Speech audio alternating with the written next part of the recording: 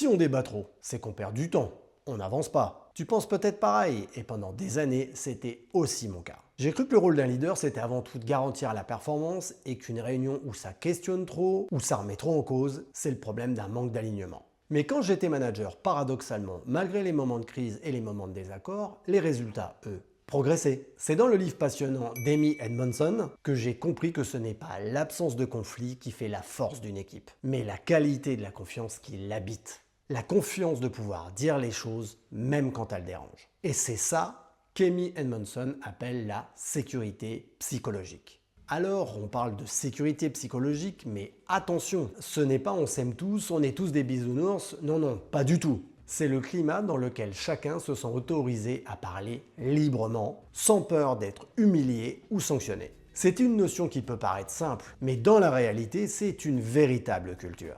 Pour illustrer ça, Edmondson a mené dans les années 90 une étude dans plusieurs hôpitaux américains. Elle voulait comprendre pourquoi certaines équipes médicales commettaient plus d'erreurs que d'autres. Et ce qu'elle a découvert, c'est que les équipes qui rapportaient le plus d'erreurs n'étaient pas les plus négligentes, mais les plus transparentes.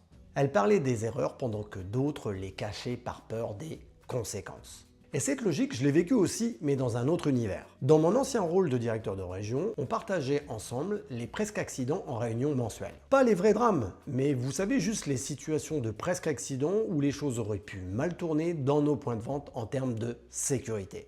L'idée, c'était d'en parler avant que ça devienne un incident réel pour apprendre collectivement. Et à force, cette habitude a développé une vraie culture proactive de la sécurité. On ne se contentait plus d'éviter les erreurs, on cherchait à les comprendre et à les anticiper. Avec le recul, je réalise que c'était déjà une forme de sécurité psychologique. Chacun se sentait autorisé à dire « j'ai failli faire une connerie » sans peur d'être jugé. Et c'est précisément ce que démontre Edmondson. Quand les équipes osent parler avant que ça casse, elles deviennent non seulement plus sûres, mais aussi plus performantes. Alors la peur en entreprise, elle ne se montre pas frontalement, mais tu la reconnais à des petits signes. Un silence gêné en réunion, ou cette phrase assassine « de toute façon ça sert à rien d'en parler ». C'est ce climat qui tue la performance. Et tes collaborateurs, eux, ils n'innovent plus, ils n'expérimentent plus, et ils ne proposent plus d'idées audacieuses. Et c'est là que beaucoup d'organisations se trompent. Elles pensent que le silence, c'est le signe d'une équipe soudée et disciplinée. Alors qu'en réalité, c'est le signe d'un repli collectif. Donc Amy Edmondson a identifié 3 piliers essentiels pour installer durablement cette sécurité psychologique en entreprise. Tout d'abord, tu as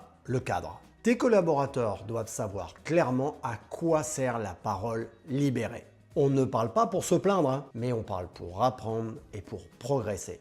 Dans une équipe performante, le but, ce n'est pas d'éviter les erreurs, c'est de les transformer en apprentissage collectif. Ensuite, tu as le leadership exemplaire. Un leader qui dit « je me suis trompé » ou « je ne sais pas » crée un espace où les autres, eux aussi, peuvent être sincères parce que c'est contagieux. Dans le bon sens, bien sûr. On appelle ça la contagion émotionnelle. Christophe Haag a écrit un livre extrêmement intéressant sur le sujet et ça sera effectivement le sujet d'une prochaine vidéo. Et je peux t'en parler parce qu'à plusieurs reprises, j'ai reconnu publiquement des erreurs avec mes équipes et j'ai vu leur visage s'ouvrir. Ça a libéré leurs paroles et le climat a changé instantanément.